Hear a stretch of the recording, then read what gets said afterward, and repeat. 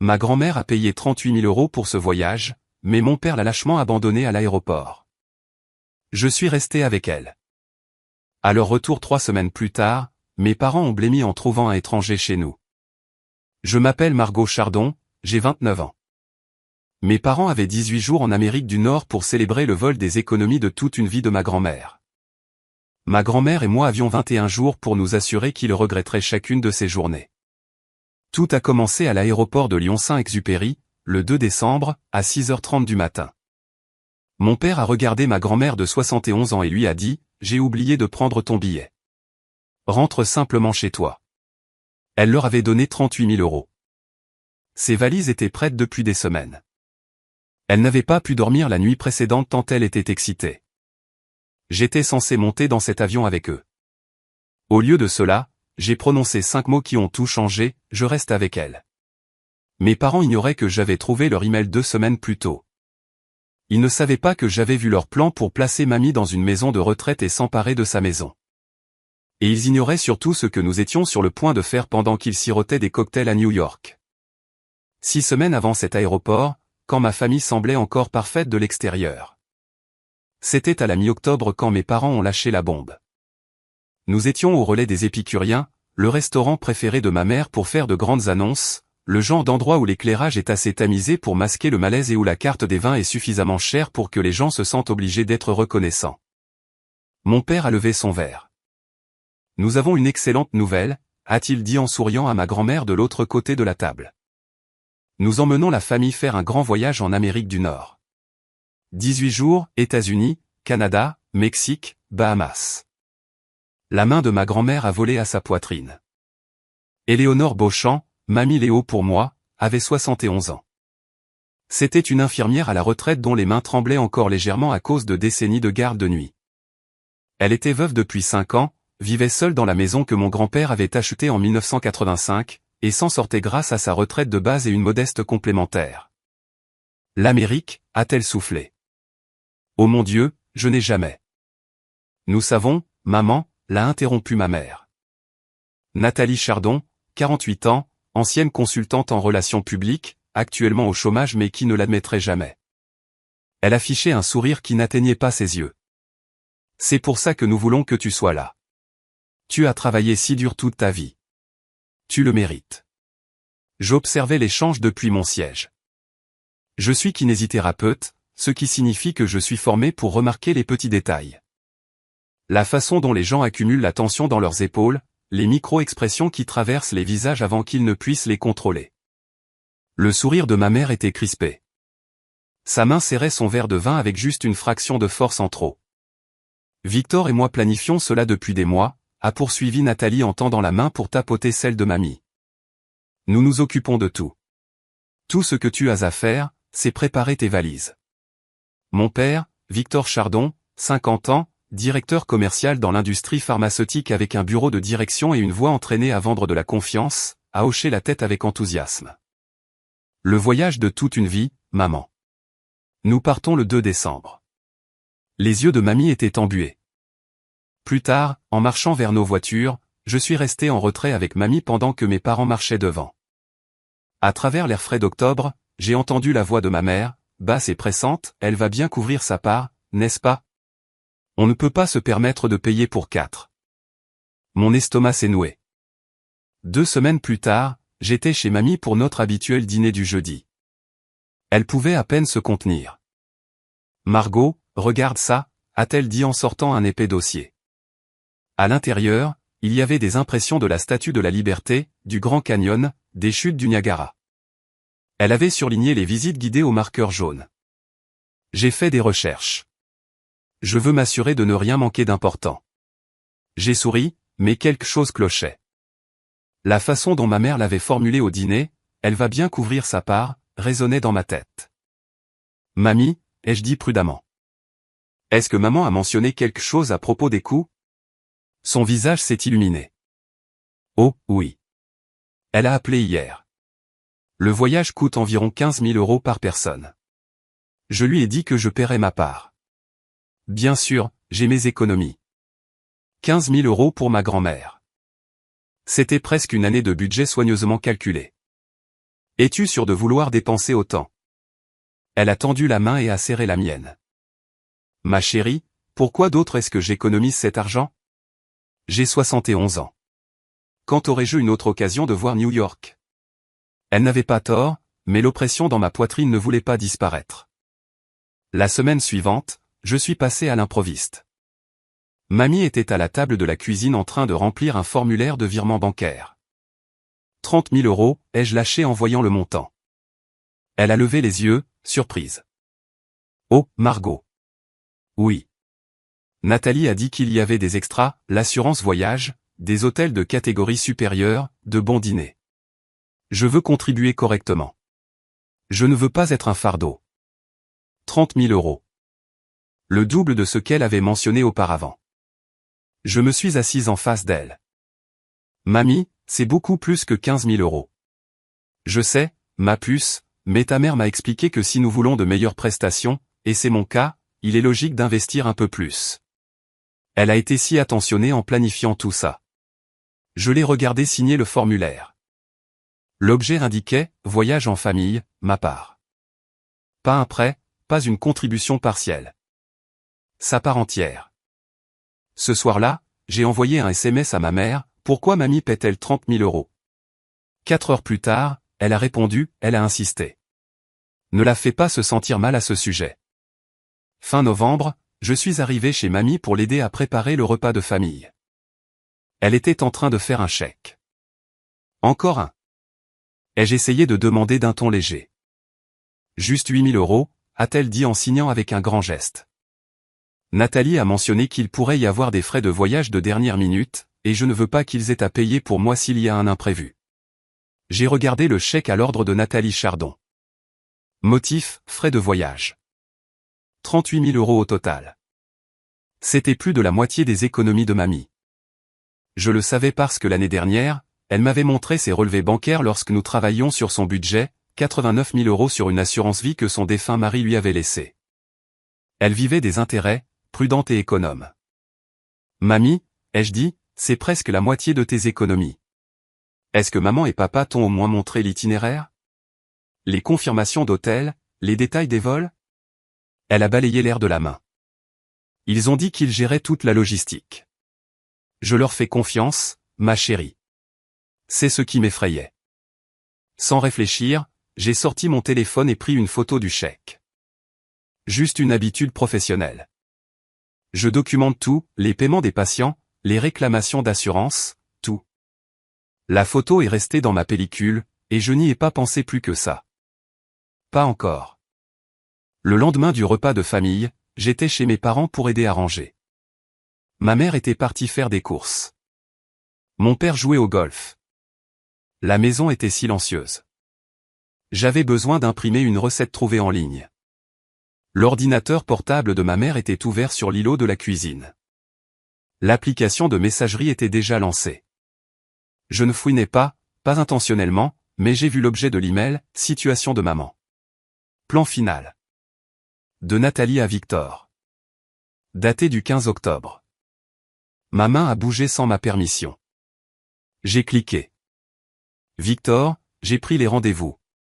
La résidence Les Jardins d'Automne a de la disponibilité en janvier. L'acompte est de 5 000 €, mais ça vaut le coup.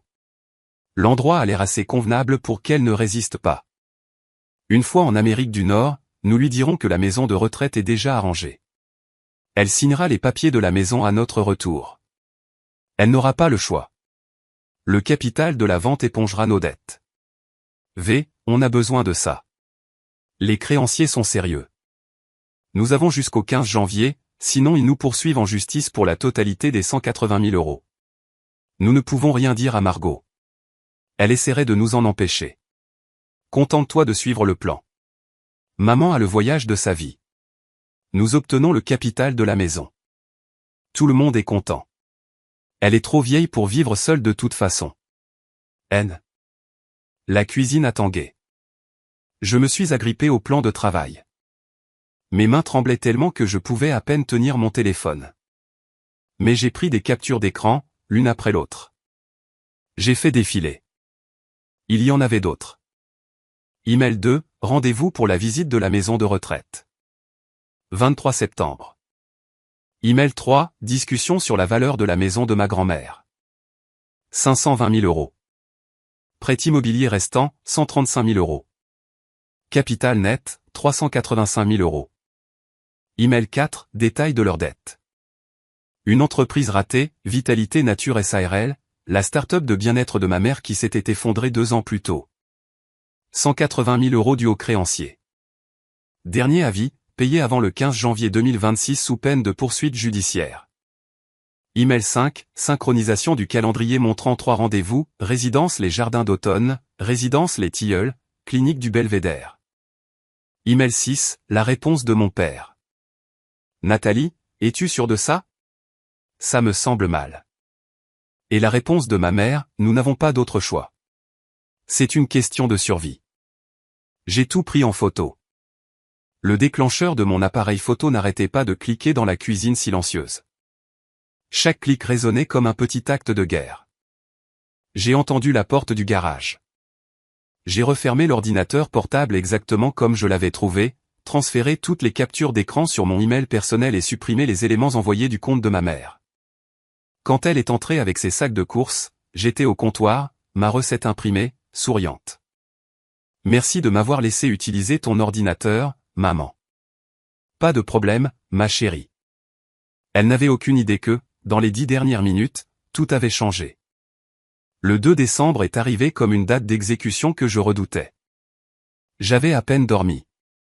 La nuit précédente, mamie m'avait appelé à 3 heures du matin. Margot, je n'arrive pas à dormir, avait-elle dit, et je pouvais entendre le sourire dans sa voix. Je suis trop excité.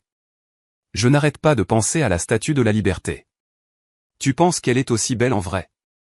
Encore plus belle, mamie. Je suis debout depuis minuit, assise ici avec mon thé, à revoir ma liste de bagages.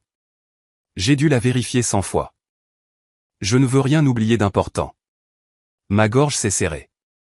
Tu vas passer un moment incroyable. Elle n'avait aucune idée que, dans quelques heures, mes parents allaient lui arracher ce bonheur. À 4h30 du matin, j'ai conduit jusqu'à chez elle. J'avais dit à mes parents que je les retrouverais à l'aéroport. Je voulais m'assurer que mamie y arrive en toute sécurité. Ils avaient semblé soulagés de ne pas avoir à passer la prendre. Maintenant, je savais pourquoi. Elle était déjà réveillée quand je suis arrivé, habillée de son plus beau pull en laine, le bleu marine qu'elle avait acheté spécialement pour ce voyage. Sa petite valise était près de la porte, faite et refaite 4 fois au cours de la semaine écoulée. Son nouveau passeport, obtenu en urgence en octobre, les pages encore vierges et immaculées, dépassaient de son sac à main. J'ai fait refaire les photos 3 fois, m'a-t-elle dit fièrement quand il était arrivé. Je voulais être bien dessus. Le trajet jusqu'à Lyon-Saint-Exupéry s'est fait en silence. Mamie n'arrêtait pas de vérifier son sac pour s'assurer qu'elle avait son passeport, l'impression de sa carte d'embarquement, ses lunettes de lecture, l'excitation nerveuse de quelqu'un sur le point de réaliser le rêve de toute une vie. Nous sommes arrivés à 6h10. Mes parents étaient déjà là, debout près du comptoir d'enregistrement Air France. Ils avaient l'air soignés, reposés, prêts. Ils ressemblaient à des gens sur le point d'obtenir exactement ce qu'ils voulaient. Victor a fait un signe de la main en nous voyant. Nathalie a levé les yeux de son téléphone et a offert un sourire crispé. J'ai poussé le chariot à bagages de mamie vers eux, le cœur battant à tout rompre. « Bonjour, maman » a dit Victor. « Margot, merci de l'avoir amené. » Mamie rayonnait. « Je suis tellement excité que je pourrais exploser. »« Victor, as-tu bien vérifié que je suis dans le système? Je sais que tu as dit que tu avais tout réservé, mais... » En fait, maman, l'a interrompu Victor en sortant son téléphone et en faisant mine de faire défiler quelque chose. Je crois qu'il y a peut-être un problème. Le sourire de ma grand-mère a vacillé. Un problème? Ouais, a-t-il dit en fronçant les sourcils devant son écran. Je pensais t'avoir transféré l'email de confirmation, mais je ne le vois pas dans mes éléments envoyés. Ce n'est pas grave, a dit rapidement mamie. J'ai mon passeport. On peut régler ça à l'enregistrement, non? Le truc, c'est que... Victor a regardé Nathalie. Ma mère s'est avancée. Maman, on pense qu'il y a dû y avoir un bug informatique lors de la réservation. Ton billet n'a peut-être pas été validé. Le visage de mamie a blêmi. Que veux-tu dire? Je veux dire, a déclaré Victor, et je l'ai regardé mentir avec la même voix suave qu'il utilisait pour conclure ses contrats pharmaceutiques, que je crois que j'ai oublié de finaliser ta réservation. Je suis tellement désolé. C'est entièrement de ma faute. Mais je t'ai donné l'argent, a dit Mamie d'une toute petite voix. 38 000 €. Tu as dit que tout était réglé. Nathalie a posé sa main sur l'épaule de Mamie, la voix dégoulinante d'une fausse sympathie. On sait, maman, et on se sent terriblement mal, mais il n'y a rien qu'on puisse faire maintenant. Le vol part dans 1 heure. On n'a pas le temps d'acheter un billet au guichet. Ça coûte des milliers d'euros à la dernière minute. J'ai regardé ma grand-mère assimiler cela. J'ai vu son visage passer de la confusion à la douleur, puis à quelque chose qui ressemblait à de la honte. Alors je devrais juste rentrer chez moi. Je pense que c'est mieux, a dit Victor. Il refusait de la regarder dans les yeux. On t'enverra des photos, des cartes postales. Tu adoreras tout voir à travers nos photos. Mais je voulais le voir, a chuchoté Mamie. Pas en photo. Je voulais me tenir devant le Grand Canyon. Je voulais. Maman, tu seras beaucoup plus à l'aise à la maison de toute façon, a coupé Nathalie. Ça fait beaucoup de marches, de longs vols. Tu aurais sûrement du mal avec le décalage horaire. Mamie se tenait là, au milieu de l'aéroport, tenant son nouveau passeport, portant son beau pull, sa petite valise à côté d'elle, 71 ans, délestée de 38 000 €. Sur le point d'être abandonnée par sa propre famille. J'ai vu son visage s'effondrer, puis j'ai vu autre chose se produire. Sa mâchoire s'est très légèrement contractée, ses épaules se sont redressées. Elle m'a regardé. J'ai hoché la tête. C'est là que je me suis interposé entre ma grand-mère et mes parents. Non, ai-je dit. Les yeux de ma mère se sont plissés. Margot, ne commence pas, je ne monte pas dans cet avion, ai-je dit assez fort pour que les gens autour se retournent. Et elle non plus. Victor a attrapé mon bras.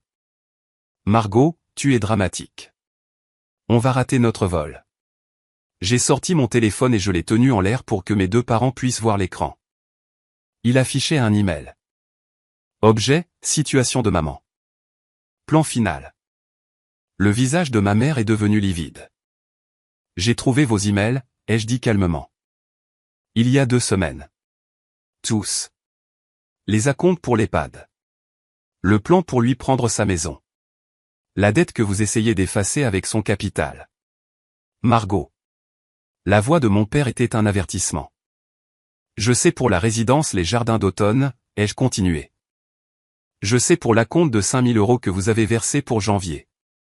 Je sais pour les 180 000 € que vous devez aux créanciers. Je sais tout. Nathalie s'est jetée sur mon téléphone. J'ai reculé. Je me suis déjà envoyé des copies à moi-même et à quelqu'un de confiance. Vous ne pouvez pas les supprimer. Les gens nous fixaient maintenant. Le visage de mon père était devenu rouge. On réglera ça à notre retour, a-t-il sifflé. Non, ai-je répondu. Vous ne ferez rien, car je reste avec mamie. Et quand vous rentrerez dans 3 semaines, vous ne trouverez pas ce que vous pensez trouver. Ma mère a attrapé le bras de mon père. Victor, on va rater le vol. Ils avaient un choix à faire, rester et m'affronter devant un public de plus en plus nombreux, ou monter dans cet avion et espérer régler le problème plus tard. Ils ont choisi l'avion. Alors qu'ils se dirigeaient vers les contrôles de sécurité, ma mère a jeté un dernier regard par-dessus son épaule. Tu vas le regretter, Margot. J'ai tenu la main de ma grand-mère et je les ai regardés disparaître au portique. Margot, a dit mamie, la voix tremblante. Qu'est-ce qui vient de se passer? Je me suis tourné vers elle, regardant dans ses yeux blessés et confus. Mamie, ils n'allaient jamais t'emmener avec eux. Ils ont pris ton argent et ils prévoyaient de te placer dans une maison de retraite pour voler ta maison. Elle m'a dévisagé. Ce n'est pas possible. J'en ai la preuve, ai-je dit doucement. Je vais tout te montrer, mais pour l'instant, rentrons à la maison. Nous avons regagné ma voiture en silence. Elle tenait toujours son passeport. Le trajet de retour jusqu'à chez elle a duré 45 minutes. Mamie a regardé par la fenêtre tout du long, sans dire un mot. Je l'ai laissé assimiler. Quand nous nous sommes garés dans son allée, devant la maison où elle vivait depuis 40 ans, la maison que mon grand-père avait achetée quand les taux d'intérêt étaient à 13% et qu'il pensait faire une affaire, elle a enfin parlé, montre-moi. À l'intérieur, j'ai sorti mon téléphone. Elle s'est assise sur son canapé, le même canapé où elle m'avait bercé pour m'endormir quand j'étais bébé, où elle m'avait appris à tricoter, où nous avions regardé Question pour un champion ensemble chaque semaine pendant les 29 dernières années. Je lui ai tout montré. L'email sur la maison de retraite, les confirmations de rendez-vous, la discussion sur le capital de sa maison comme si c'était déjà le leur, les avis des créanciers, les calculs, la manière froide et clinique dont ils avaient prévu de la manipuler. Elle a lu chaque mot. Ses mains tremblaient, mais son visage restait impassible. Quand elle a terminé, elle a posé mon téléphone avec précaution. Depuis combien de temps le sais-tu? 2 semaines. Pourquoi ne me l'as-tu pas dit plus tôt? J'avais besoin d'en être sûr, ai-je répondu.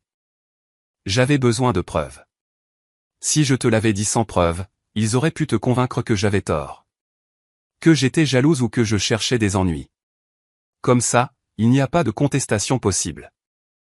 Elle a repris mon téléphone, et a fait défiler jusqu'à une phrase en particulier, elle n'aura pas le choix. Quelque chose a changé dans son visage. La douleur s'est cristallisée en quelque chose de plus dur. Emmène-moi à ton ordinateur, a-t-elle dit. J'ai besoin de voir mes comptes bancaires. Nous avons passé l'heure suivante à tout documenter. J'ai affiché ses relevés bancaires. C'était là.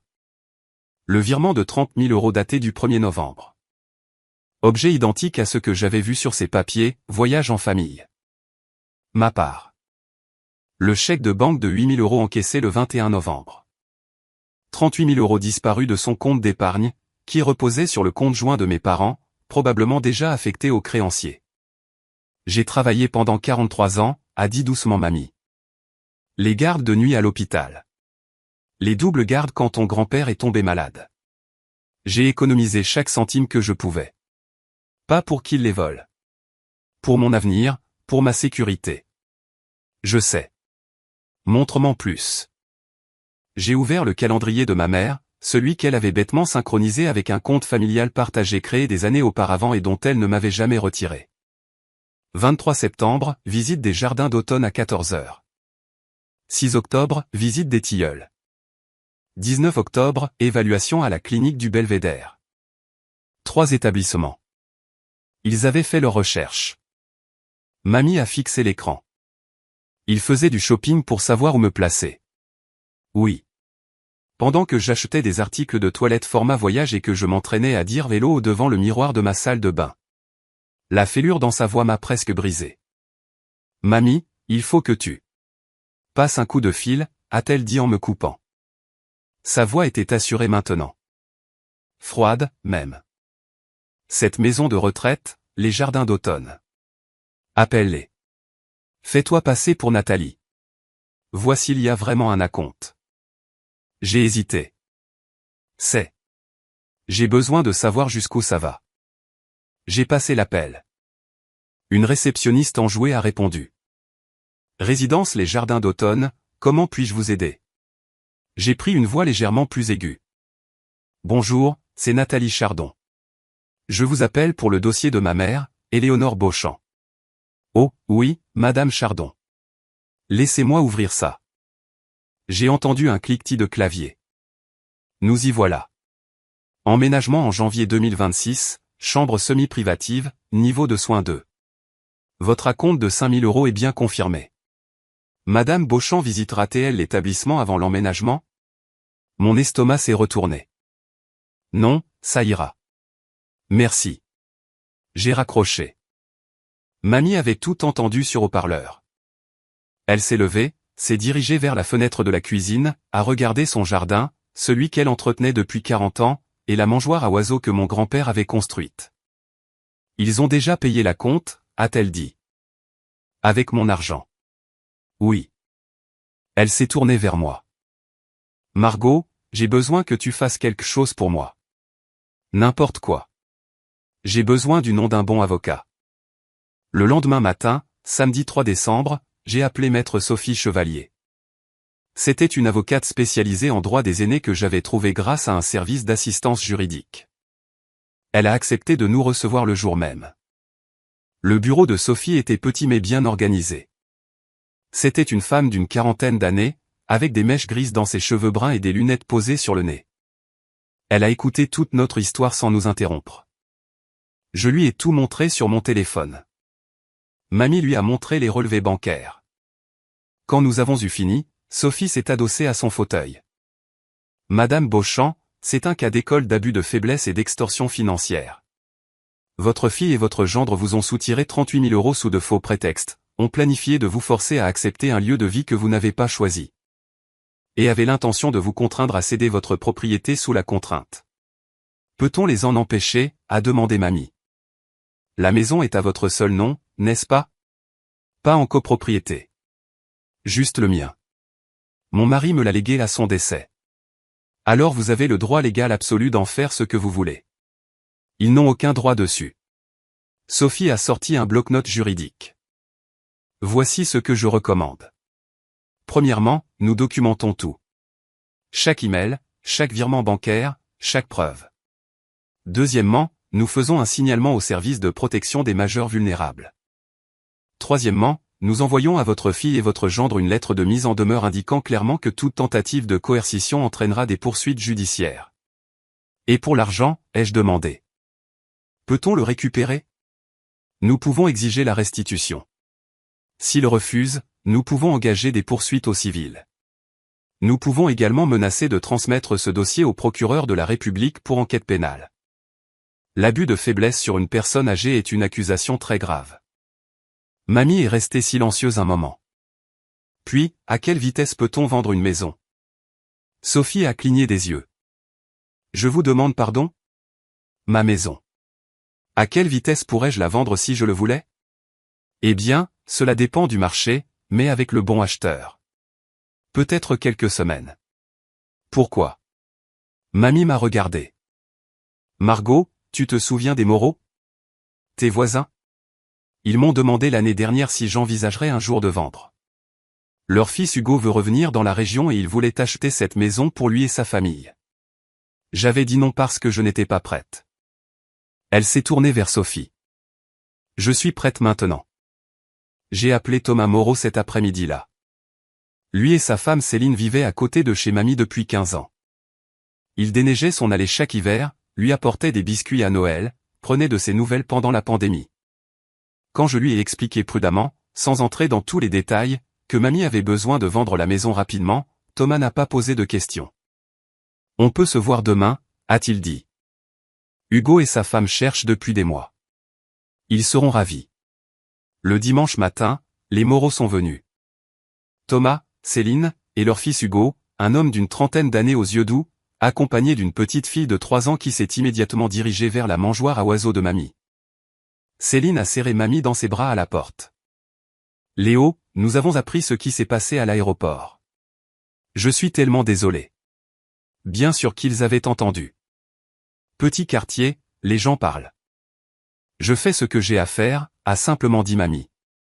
Nous nous sommes assis à la table de la cuisine. Thomas a exposé les conditions. Nous pouvons offrir 515 000 €. Achat comptant, sans clause suspensive d'obtention de prêt. Nous pouvons signer l'acte définitif chez le notaire dans une quinzaine de jours si vous êtes d'accord. C'était légèrement en dessous de la valeur du marché. Mais Mamie ne se souciait pas de gratter chaque centime. Elle se souciait de la rapidité. C'est d'accord, a-t-elle dit. Elle a signé le mandat de vente sur le champ. J'en suis témoin. Céline a tendu la main et a serré celle de Mamie. Ta maison sera aimée, Léo. Je te le promets. C'était le 4 décembre. Mes parents étaient aux États-Unis depuis exactement 2 jours. La semaine suivante s'est écoulée à une vitesse folle. Lundi, Sophie a déposé le signalement aux services sociaux. Un enquêteur nommé Damien Tariel a appelé dans les 2 heures. Madame Beauchamp, nous prenons l'exploitation financière très au sérieux. Je vais devoir vous rencontrer et examiner tous les documents. Mardi, Damien est venu à la maison. Mamie lui a tout montré. Les emails, les relevés bancaires, la confirmation de la maison de retraite. Il a pris des photos, pris des notes, son visage s'assombrissant de page en page. C'est l'un des cas les plus flagrants que j'ai jamais vus, nous a-t-il dit. Je contacterai votre fille et votre gendre dès leur retour de voyage. Mercredi, l'office notarial a commencé à traiter les documents de vente. Du jeudi au dimanche, mamie et moi avons emballé 40 ans de vie dans des cartons. Elle a gardé les choses importantes, les albums photos, la montre de mon grand-père, la courte pointe qu'elle avait cousue à la main, l'alliance de sa mère. Le reste, elle l'a donné ou vendu. Le samedi, elle s'est tenue dans l'encadrement de la porte de sa chambre et a regardé autour d'elle. J'ai élevé Nathalie dans cette chambre, a-t-elle dit. Je l'ai bercée pour qu'elle s'endorme dans ce coin. Je suis resté éveillé toute la nuit quand elle a eu une pneumonie à 7 ans. Je lui ai appris à tresser ses cheveux devant ce miroir. Mamie. Je ne connais plus cette personne, Margot. La femme capable de faire ça. Ce n'est pas ma fille. Elle est sortie sans se retourner. Le 15 décembre, le jour de la signature. Nous étions assises dans une salle de réunion à l'office notarial. Mamie d'un côté de la table, les Moreau de l'autre. Une notaire nommée Patricia nous a fait parcourir les documents page par page. Madame Beauchamp, voici le décompte définitif. Après le remboursement de votre prêt immobilier restant de 135 000 € et les frais de notaire d'environ 23 000 €, le produit net de la vente s'élève à 357 000 €. Mamie a signé chaque page d'une main ferme. Patricia a souri. Félicitations. La propriété est officiellement transférée à Hugo Moreau. Hugo s'est penché au-dessus de la table. Madame Beauchamp, mes enfants vont grandir dans cette maison. Nous en prendrons grand soin. Je sais que vous le ferez, a dit mamie. En sortant de l'étude, Céline Moreau m'a prise à part. Margot, ce que tes parents ont fait, c'est impardonnable. Mais je veux que tu saches quelque chose. Léo est la personne la plus forte que j'ai jamais rencontrée. Elle va s'en sortir. Je la croyais. Ce même jour, le 15 décembre, mamie a effectué 3 opérations avec l'argent. Premièrement, elle a acheté un appartement 2 pièces aux terrasses de la Valoire, une résidence sécurisée pour seniors à 15 minutes de mon appartement. Prix d'achat, 185 000 €, payé comptant. Pas de prêt. L'appartement était au 3e étage avec un balcon donnant sur un petit parc. La résidence proposait un club de lecture, des cours d'aquagym et des dîners partagés hebdomadaires. Deuxièmement, elle a mis 38 000 € de côté sur un compte séparé ou pour quand ils reviendront. Elle a dit, je récupérerai mon argent d'une manière ou d'une autre. Troisièmement, elle a revu Sophie. Ensemble, elles ont placé l'argent restant, 134 000 €, sur une assurance vie bloquée avec clause d'irrévocabilité. J'ai été désigné comme bénéficiaire. Le placement était structuré de telle sorte que même si quelqu'un essayait de contraindre mamie, elle ne pourrait littéralement pas accéder au capital, seulement aux intérêts annuels. De cette façon, a expliqué Sophie, même s'ils parviennent à la manipuler à l'avenir, l'argent est intouchable. Mamie a signé les documents le 18 décembre. Mes parents mangeaient de la poutine au Québec, postant des photos de paysages enneigés et de dîners de luxe sur Facebook. Ils n'avaient aucune idée que la maison sur laquelle ils comptaient n'existait plus dans leur avenir. Le 23 décembre, exactement 3 semaines après l'aéroport. J'étais dans le nouvel appartement de mamie pour l'aider à déballer quand mon téléphone a sonné. Numéro inconnu. J'ai décroché. Margot. La voix de mon père était tendue, pleine d'une rage à peine contenue. Où est ta grand-mère? En sécurité, ai-je répondu. Nous venons de passer à sa maison. Il y a des inconnus là-bas. Un homme avec un enfant a ouvert la porte. Qu'est-ce que tu as foutu? Je l'ai mis sur haut-parleur pour que mamie puisse entendre. Je n'ai rien fait, papa. Mamie a vendu sa maison. Elle quoi? Vendu au Moreau. Signature définitive le 15. Elle a payé son nouvel appartement comptant. Elle va très bien, au fait. Merci de demander. La voix de ma mère s'est fait entendre en arrière-plan. Stridente. Elle ne peut pas vendre. C'est un bien de famille. En fait, maman, c'était la propriété de mamie. À elle seule. Elle peut en faire ce qu'elle veut. Margot, où est-elle? La voix de mon père tremblait maintenant. Dis-moi où elle est, tout de suite. Pourquoi? Pour que tu puisses la forcer à signer des papiers. La placer à la résidence Les Jardins d'Automne comme vous l'aviez prévu? Silence. Ouais, ai-je dit. On est au courant pour ça aussi. L'acompte de 5 000 €, l'emménagement prévu en janvier. On sait tout. Nouveau silence. Puis la voix de ma mère, tout près du téléphone maintenant. Tu l'as monté contre nous. Tu as empoisonné son esprit. Non, maman. Je lui ai montré vos emails. Vous vous êtes fait ça tout seul. Nous arrivons, a dit mon père. Nous allons arranger ça. Bonne chance, ai-je répondu, et j'ai raccroché. Mamie se tenait près de la fenêtre, regardant le parc en contrebas. Ils vont sûrement venir ici. Je ne suis pas encore prête à les voir. Tu n'y es pas obligé. Ce soir-là, 2 lettres recommandées sont arrivées chez mes parents. Je le savais parce que Sophie en assurait le suivi. Elles provenaient du cabinet de maître Sophie Chevalier. Les lettres étaient identiques. L'une adressée à Victor, l'autre à Nathalie. Elles détaillaient chaque preuve en notre possession, les emails, les transferts financiers, les plans pour l'EHPAD, la tentative de manipulation. Et elles formulaient une exigence, la restitution des 38 000 € sous 30 jours, plus 5 000 € de dommages et intérêts pour préjudice moral, faute de quoi nous intenterions une action civile et transmettrions le dossier au procureur pour poursuite pénale. Les lettres incluaient également une notification d'éloignement, si l'un d'eux tentait de contacter mamie autrement que par l'intermédiaire de son avocate, nous demanderions une ordonnance de protection.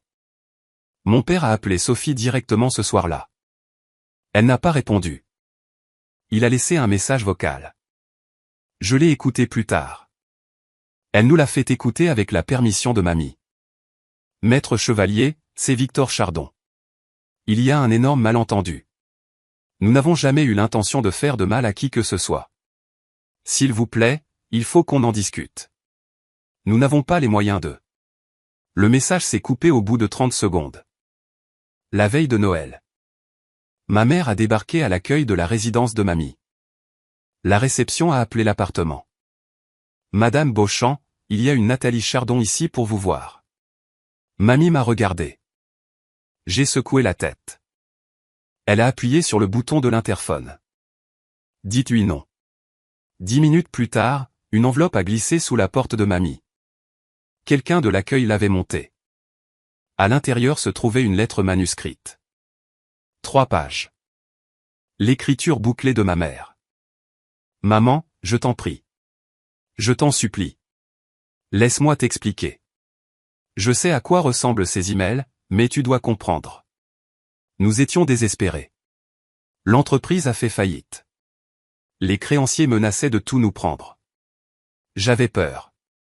Victor avait peur. Nous avons pris de terribles décisions, mais nous n'avons jamais voulu te faire de mal. Je suis ta fille. Tu m'as élevé. Tu me connais. S'il te plaît, ne fais pas ça.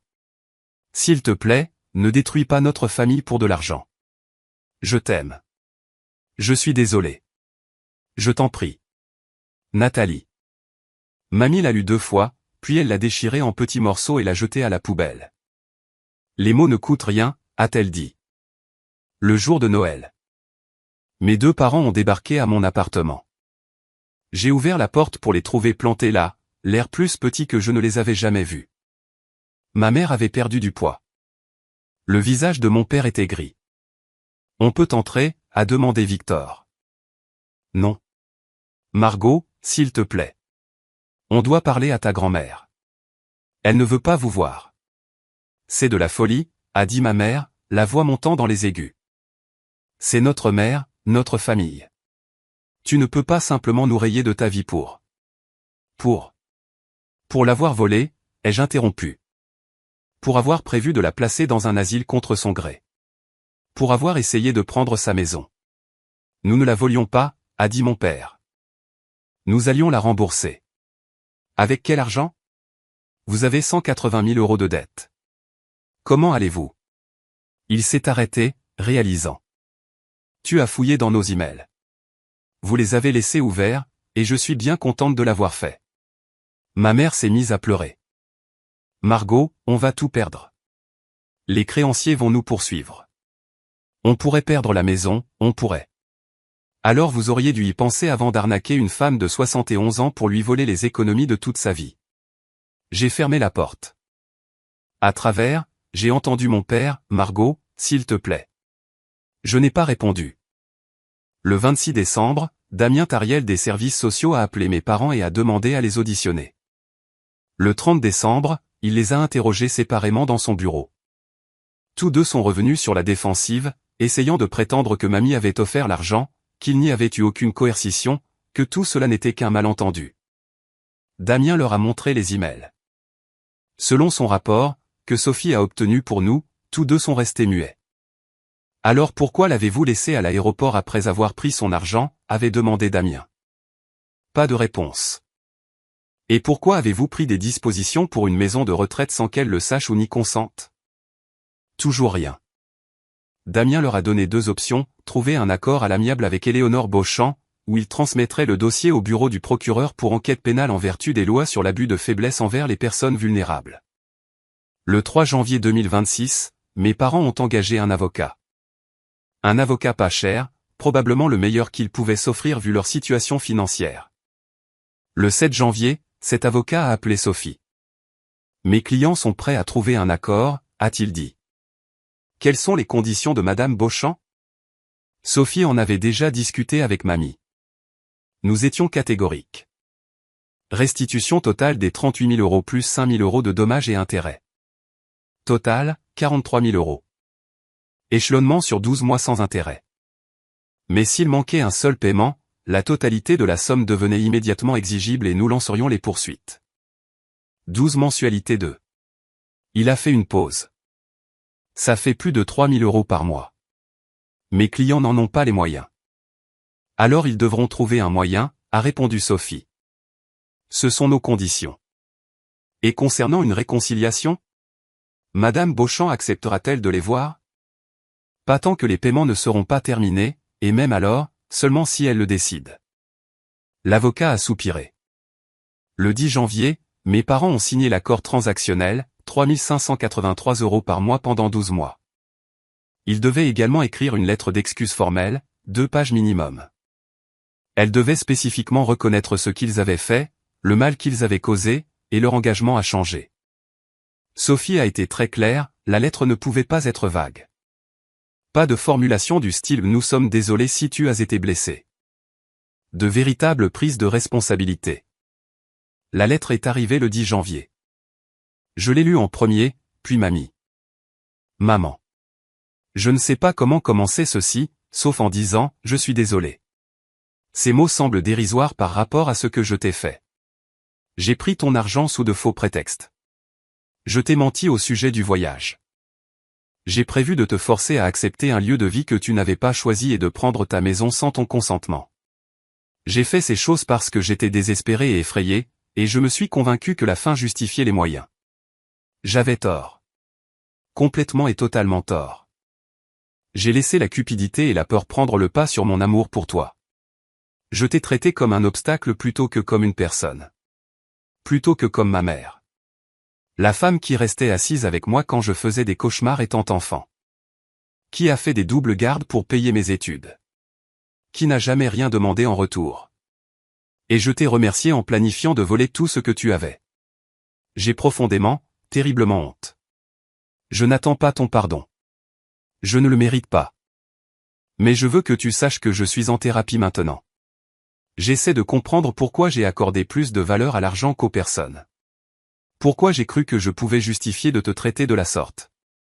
Je passerai le reste de ma vie à essayer de regagner une fraction de la confiance que j'ai détruite. Je t'aime, maman. Je suis désolé. Nathalie. La partie de Victor était plus courte, moins émotionnelle, mais elle incluait la ligne cruciale que Sophie avait exigée. Éléonore, j'ai échoué dans mon rôle de gendre. J'ai fait du mal à la femme qui m'a accueilli dans sa famille et qui n'a jamais rien demandé d'autre que de l'amour en retour. J'ai eu tort. J'ai participé à un plan pour vous manipuler et vous exploiter, et je ne pourrai jamais effacer cela. Je suis désolé. Mamie a plié la lettre et l'a rangée dans le tiroir de son bureau. C'est un début, a-t-elle dit. Mais les mots ne coûtent rien. Voyons s'ils tiennent leurs engagements. Le 15 janvier, le premier paiement est arrivé. Un chèque de banque de 3 583 €. Je l'ai déposé pour mamie. Elle a sorti un petit carnet et a écrit « Paiement un 12e, reçu le 15 janvier 26. Plus que 11, a-t-elle dit. Au cours des mois suivants, Mamie s'est construit une nouvelle vie. Elle a rejoint le club de lecture des terrasses de la Valloire. Le mardi soir, 8 femmes dans la soixantaine et la septantaine buvant du vin et débattant de romans. Elle est rentrée de la première réunion le visage rouge et heureuse. Elle lise là où chantent les écrevisses le mois prochain, m'a-t-elle dit. Je n'ai pas fait partie d'un club de lecture depuis avant la maladie de ton grand-père. Le jeudi matin, elle a commencé l'aquagym. Je suis passé la voir un jeudi et je l'ai trouvée dans la piscine de la résidence, riant avec 3 autres femmes en faisant des cercles avec les bras dans le petit bain. Margot, m'avait-elle appelé. Je te présente Jeanne, Pascal et Suzanne. Elle avait l'air plus forte, et pas seulement physiquement. Quelque chose dans ses yeux avait changé. Elle s'était fait des amis, de vrais amis. Jeanne avait 68 ans, c'était une comptable à la retraite dont la propre fille essayait constamment de lui emprunter de l'argent. Pascal, 72 ans, veuve comme mamie, avait un sens de l'humour féroce. Suzanne, 75 ans, ancienne bibliothécaire, était vive comme l'éclair. Aucune d'elles ne connaissait toute l'histoire.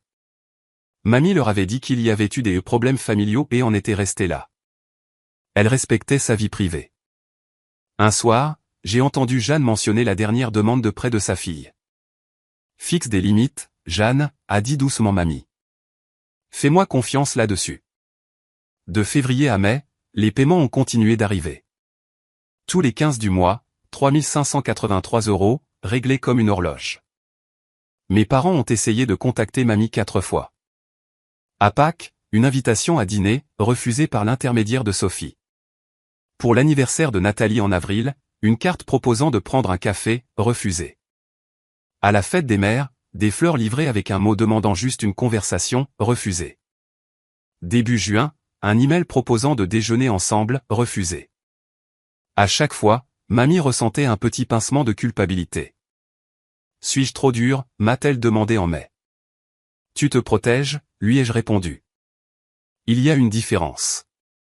J. Était en thérapie pendant ces mois, pour assimiler tout ça. Mon psy m'a aidé à comprendre quelque chose d'important, on peut aimer des gens et quand même se protéger d'eux. J'aimais mes parents. Vraiment. Mais je ne pouvais plus leur faire confiance. Peut-être que je ne le ferai plus jamais. Mon fiancé, Olivier, dont je n'ai pas beaucoup parlé mais qui avait été là tout au long de cette épreuve, solide et d'un grand soutien, a proposé d'avancer la date de notre mariage de 2027 à octobre 2026. Ta grand-mère doit être là, a-t-il dit. Pendant qu'elle est en bonne santé et forte. J'ai accepté. Le 15 juin, le 6e paiement sur 12 est arrivé à temps. Mamie l'a noté dans son carnet. La moitié était faite. Ce soir-là, mon téléphone a vibré. Email d'une adresse inconnue. Objet, s'il te plaît, regarde, maman. En pièce jointe, un fichier vidéo.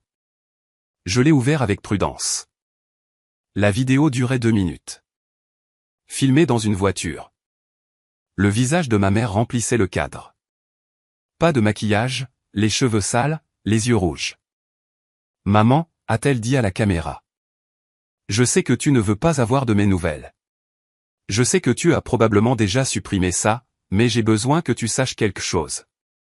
Elle a essuyé ses yeux. Je suis en thérapie. Une vraie thérapie. 2 fois par semaine. Je travaille pour comprendre pourquoi j'ai fait ce que j'ai fait. Pourquoi j'ai pensé que l'argent était plus important que toi. Pourquoi je me suis convaincu que la fin justifiait les moyens. Sa voix s'est brisée. Je ne te demande pas de me pardonner. Je ne te demande même pas de te voir. Tu me manques, maman. Ça me manque de t'appeler le jeudi pour parler de tout et de rien. Tes conseils me manquent. Ça me manque d'avoir l'impression d'avoir une mère qui ne me déteste pas. Elle a pris une inspiration tremblante. Je sais que j'ai détruit ça. Je sais que c'est de ma faute. Mais je veux que tu saches que j'essaie. J'essaie vraiment, vraiment de devenir quelqu'un que tu pourras peut-être, un jour, ne plus détester. La vidéo s'est terminée. Je l'ai montrée à mamie. Elle l'a regardée 3 fois. Après le 3e visionnage, elle a posé mon téléphone et est restée silencieuse un long moment. Margot, a-t-elle finalement dit. Peut-être qu'il est temps. Le 25 juin, un samedi après-midi. Mamie a accepté de rencontrer Nathalie, mais seulement sous des conditions strictes. 1. Je devais être présente. 2. Sophie devait être présente. 3. La rencontre aurait lieu dans la salle commune des terrasses de la Valoire, espace public, terrain neutre. 4. 45 minutes maximum. Mamie a réglé un minuteur sur son téléphone. 5. Victor ne pouvait pas venir. Pas encore. C'était entre la mère et la fille. À 14 heures, nous étions déjà installés dans la salle commune. Mamie, moi et Sophie d'un côté d'une longue table, 3 chaises vides en face de nous. Mamie avait vomi le matin même à cause de l'anxiété. On peut annuler, lui avais-je dit. Non, avait-elle répondu en s'essuyant la bouche. Je dois faire ça pour moi, pas pour elle. À 14h05, Nathalie est entrée. Elle avait l'air différente, plus mince, plus vieille, sans bijoux, des racines grises visibles dans ses cheveux, des vêtements qui n'étaient plus tout à fait à sa taille. « Maman » a-t-elle dit, d'une voix à peine plus forte qu'un murmure. « Merci de me recevoir. » Le ton de Mamie était formel. « Tu as 45 minutes. Sophie est ici en tant que témoin légal. Margot est ici pour me soutenir. Assieds-toi. » Nathalie s'est assise. Ses mains tremblaient. Pendant 30 secondes, personne n'a parlé. Puis Nathalie a ouvert la bouche pour dire quelque chose et n'a pas pu faire sortir les mots. Son visage s'est froissé. Elle a pressé sa main contre sa bouche. Nouveau silence. Finalement, elle a réussi à articuler « je me noyais ». Sous les dettes, sous la peur, dans cette panique terrible et étouffante à l'idée qu'on allait tout perdre. Et je t'ai utilisé comme si tu étais un distributeur de billets. Pas une personne. Pas ma mère. Juste de l'argent. Mamie n'a pas répondu. Chaque nuit, sans exception, depuis l'aéroport, a continué Nathalie, je revois ton visage quand papa t'a dit, rentre simplement chez toi. Je le vois quand j'essaie de m'endormir. Je le vois quand je me réveille. Je n'arrive pas à arrêter de le voir. Et je ne veux pas arrêter de le voir, parce que je mérite de vivre avec cette image pour toujours. Elle a regardé Mamie, les yeux suppliants. Pourquoi devrais-je croire que tu as changé? La voix de Mamie était ferme. Nathalie a sorti des papiers de son sac. Ce sont les reçus de ma psy. 12 séances jusqu'à présent, 2 fois par semaine. Je travaille pour comprendre pourquoi je place l'argent au-dessus des gens. Pourquoi j'étais prête à détruire la personne qui m'aimait le plus au monde pour la sécurité financière. Elle a posé les reçus sur la table. Et j'ai besoin de te dire quelque chose que je n'ai jamais dit à personne. Elle a pris une grande inspiration. Ma mère. Ton ex-belle-mère du côté de mon père biologique. Elle m'a volé quand j'avais 19 ans. Elle a pris l'argent de mes études universitaires, 5 000 € que j'avais économisés en travaillant depuis mes 15 ans. Elle l'a joué au casino. Les yeux de Mamie se sont légèrement écarquillés. J'avais juré que je ne serais jamais comme elle, a poursuivi Nathalie. J'avais juré que je ne volerais jamais ma famille. Que je n'utiliserais jamais les gens pour de l'argent. Et puis je suis devenu exactement cela pour toi. J'ai répété le cycle que j'avais juré de briser. Pour la première fois, j'ai vu quelque chose changer sur le visage de Mamie. Pas du pardon, mais de la compréhension. Que fais-tu en thérapie, ai-je demandé, parlant pour la première fois. Concrètement. J'affronte la raison pour laquelle je panique à propos de l'argent, pourquoi je perds pied, pourquoi je me suis convaincu que la survie justifiait n'importe quel moyen, y compris détruire ma relation avec ma mère. Elle a essuyé ses yeux. Ça me détruit. De voir ce que j'ai fait. Le minuteur a sonné. 45 minutes. Mamie a levé la main. J'ai besoin de dire quelque chose. Tout le monde s'est tu. Nathalie, je ne vivrai plus jamais avec toi. Je ne te donnerai plus jamais d'argent. Je ne signerai jamais rien de ce que tu me demanderas de signer. Je ne te ferai plus jamais confiance comme avant. Si tu peux accepter cela, nous pouvons essayer de reconstruire quelque chose, mais ce ne sera jamais ce que c'était. Nathalie a hoché la tête, des larmes coulant sur son visage. J'accepte. Je ferai n'importe quoi. Je prendrai tout ce que tu es prête à me donner. Mamie s'est levée. C'est l'heure. Nathalie s'est levée aussi. Est-ce que je peux? Est-ce que je peux te serrer dans mes bras? Mamie a hésité. 5 longues secondes. Puis elle a autorisé une étreinte brève et rigide. Nathalie a sangloté sur son épaule. Mamie lui a tapoté le dos 1 fois, 2 fois, puis s'est reculée. Je ne te pardonne pas encore, Nathalie, mais je ne te déteste pas non plus. C'est le mieux que je puisse faire pour le moment. Nathalie est partie. Sophie a rassemblé ses notes. Mamie s'est rassise, épuisée. Comment te sens-tu? Ai-je demandé. Comme si je venais de courir un marathon, a-t-elle répondu. Mais plus légère. Juste un tout petit peu plus légère. De juillet à novembre, Nathalie est venue en visite 1 fois par mois. Toujours en ma présence, toujours à l'appartement ou dans des lieux publics. Elle parlait de choses sur la météo, les livres, les émissions de télé, les cours d'aquagym de mamie. Nathalie apportait de petits cadeaux, des fleurs, un livre dont mamie avait dit avoir envie, rien de cher, rien qui donne l'impression d'acheter le pardon. Lentement, pas à pas, quelque chose ressemblant à une relation a commencé à se former.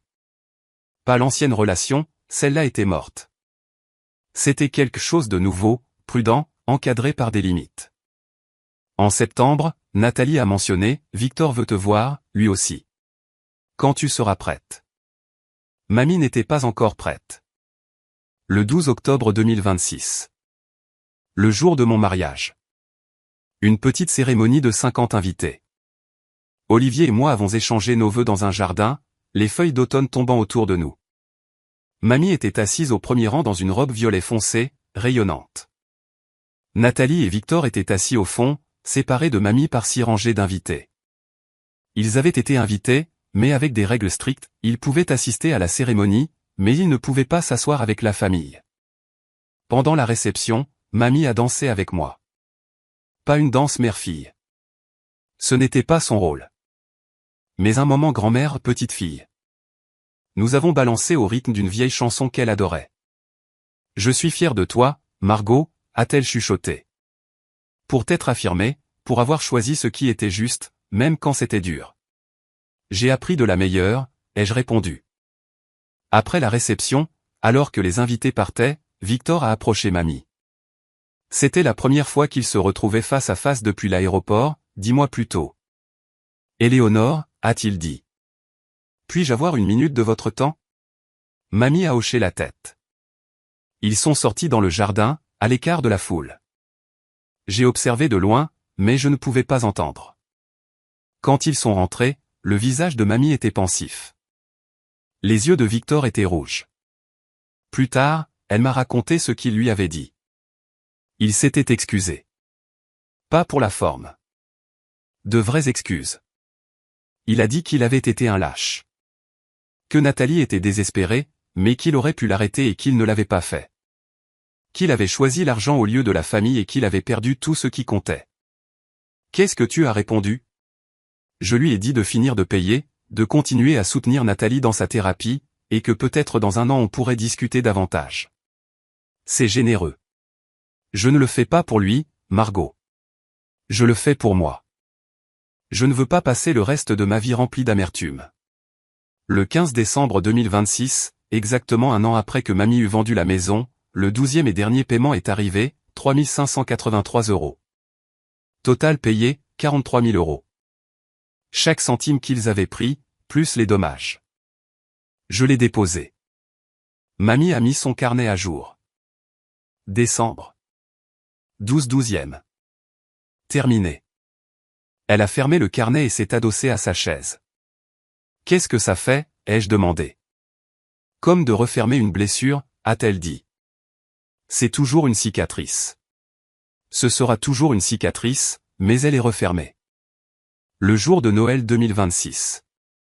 Pour la première fois en 1 an, mamie a accepté une réunion de famille dans mon appartement. Olivier et moi recevions. Victor, Nathalie et mamie tous dans la même pièce. C'était gênant, guindé. Personne ne savait trop quoi dire, mais on s'est débrouillé. Nous avons dîné. Nous avons échangé de petits cadeaux inoffensifs. Nathalie m'a aidé dans la cuisine à un moment donné. Margot, a-t-elle dit doucement. Merci de ne pas avoir complètement renoncé à nous. Je ne l'ai pas fait pour toi, ai-je dit. Je l'ai fait pour mamie. Je sais. Mais quand même. Merci.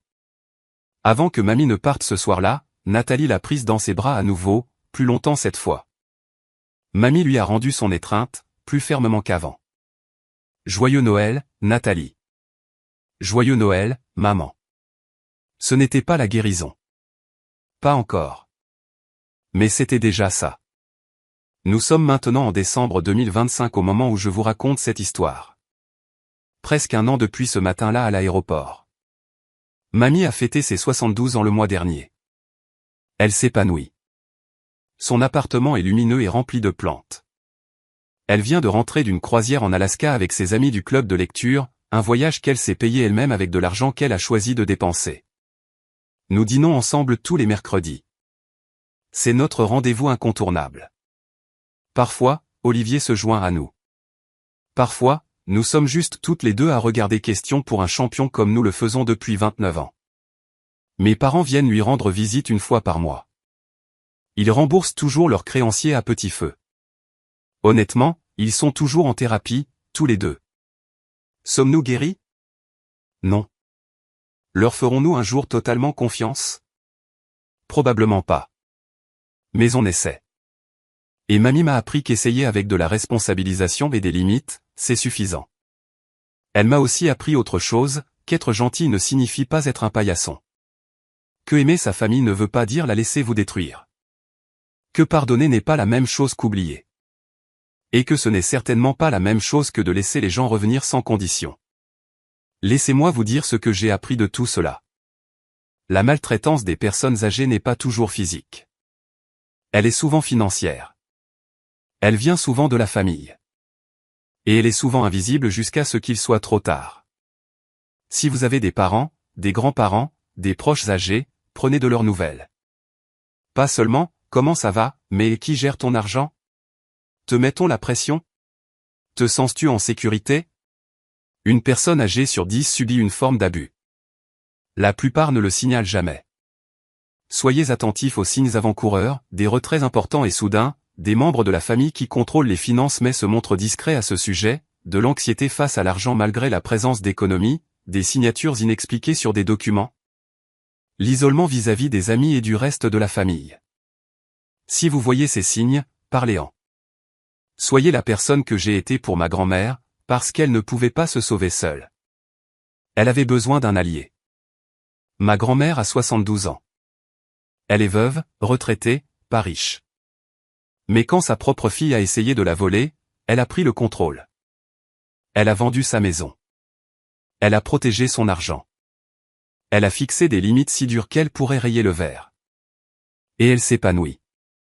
Être gentil ne veut pas dire être faible.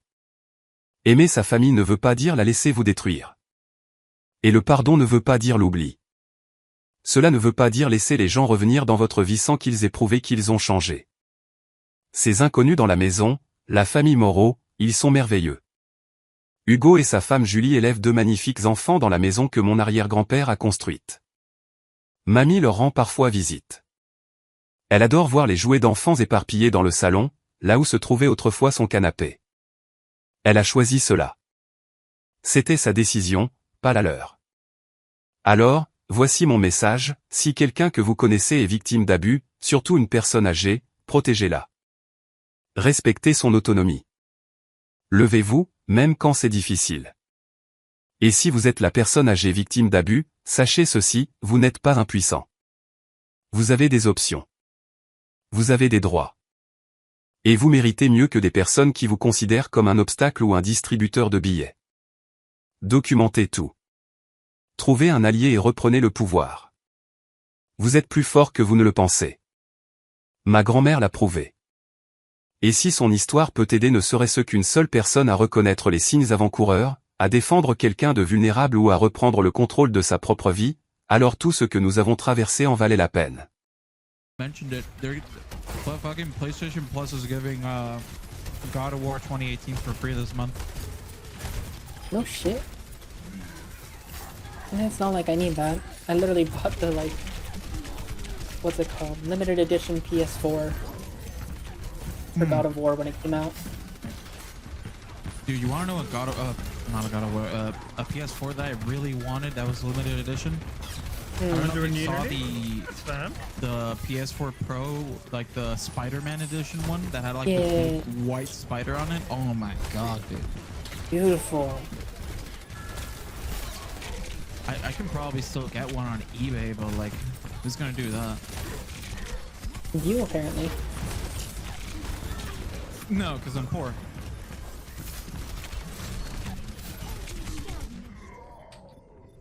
I got you, Farah. What you been working on? Good You job. wild or? Oh goodness gracious. Yeah, I got the God of War limited edition PS4 because like it was the new God of War coming out. That was my shit growing up, you know. Mm-hmm. Assets for my water? Okay, fair enough.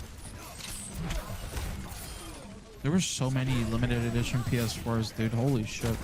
Yeah. Did you ever end up putting in like the vending There's like machine? two Not the vending different machine, PS4s that were Spider-Man arcades? ones.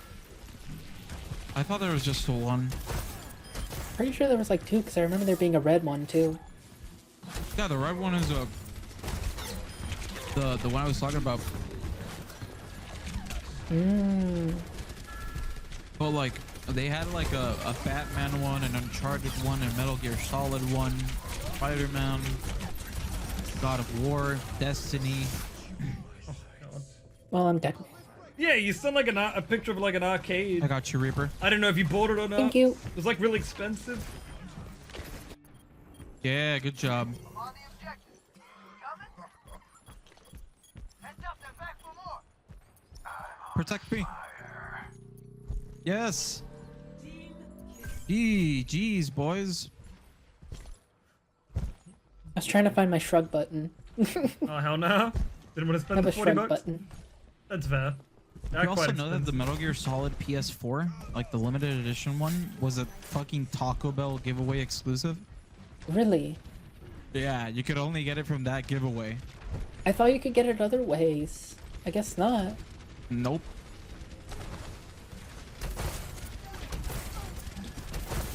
Then they had the I remember the Days of Play that had like the PlayStation icons on top of it, and they only made like 10,000 of those.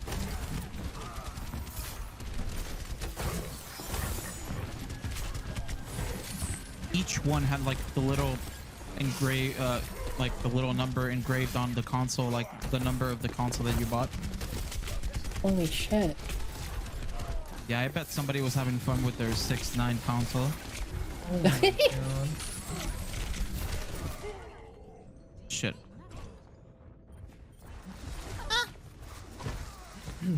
Is everyone dead? Yep. Yep.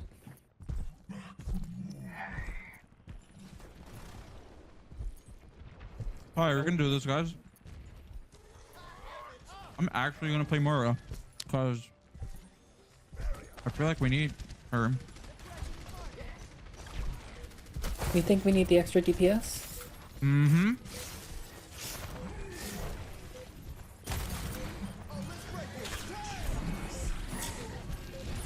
I need the healing to be all over the place, too. I'm just getting shit on by this soldier, dude.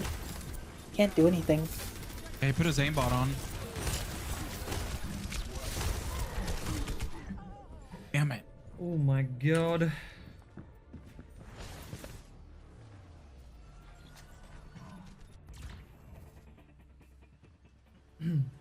That's alright.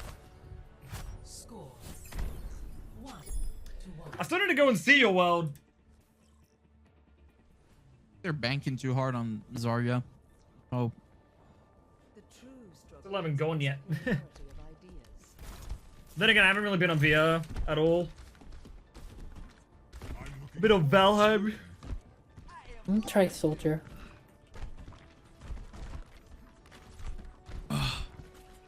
Here's hoping my aim isn't shit. You'll be fine. Imagine you're playing Call of Duty when you're playing Soldier. That's all you gotta do. I play more Apex these days. Good. Get back. Okay.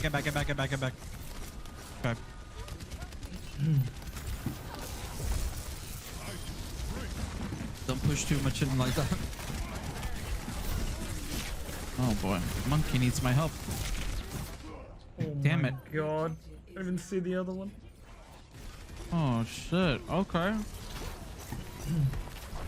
Uh-huh. Did she really lock that whole area down just to kill me, dude? My God.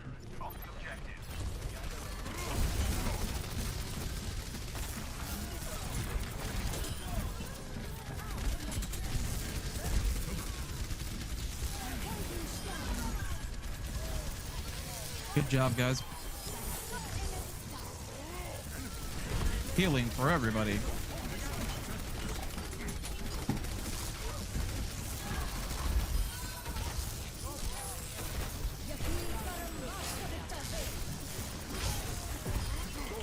Good. Yes. Good job. Good fucking job. Kimbo, let's fucking go, dude. I don't like Symmetra. I don't either. Did you see her locking the whole room down because of me? Yep.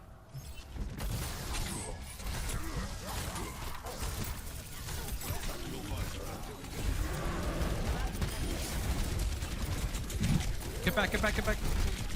Oh, I'm okay. Got you. I'm okay. just making sure.